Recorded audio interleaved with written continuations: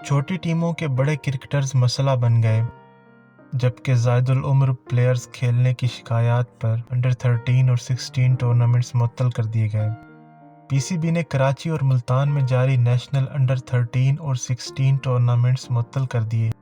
دونوں ایونٹس میں زائد العمر کھلاڑیوں کی شرکت کا نوٹس لیتے ہوئے یہ فیصلہ کیا گیا۔ بورڈ کا کہنا ہے کہ ٹورنامنٹس پاتھ ویز پروگرام کا اہم جزو ہیں، لہٰذا ان کی ساکھ کو بچانے کے لیے صرف ہم مستحق کھلاڑیوں کو ہی کھیلنے کی اجازت دے سکتے ہیں۔ تمام پلیئرز کی بون ایج ٹیسٹنگ کا تیسرا راؤنڈ کرانے کا فیصلہ کیا گیا ہے، جس کی بنیاد پر نئی ٹیموں کی تشکیل کے بعد یہ ٹورنامنٹس آئندہ ہفتے سے دوبارہ شروع ہوں گے۔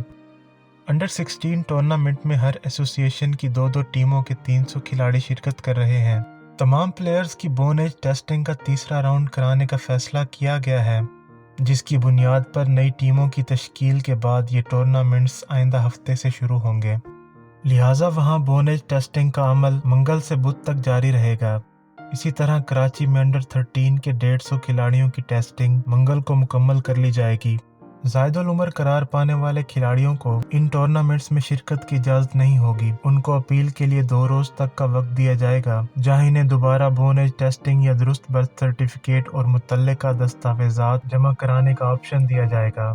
جب تک ٹورنامنٹس کا دوبارہ آغاز نہیں ہوتا، تمام ٹیمیں کراچی اور ملتان میں ہی ٹھہریں گی، وہاں انہیں پی سی بی کے مقررہ کوچز کی زیر نگرانی ٹریننگ کی اجازت ہوگی۔ ندیم خان کا کہنا ہے کہ بورڈ زائد العمر کھلاڑیوں کو نظام میں موجود خامیوں کا فائدہ اٹھانے اور مستحق کھلاڑیوں کی حوصلہ شکنی کی اجازت نہیں دے سکتا۔ غلط عمر کے ساتھ ایج گروپ کرکٹ کھیلنا ایک مجرمانہ فعل ہے۔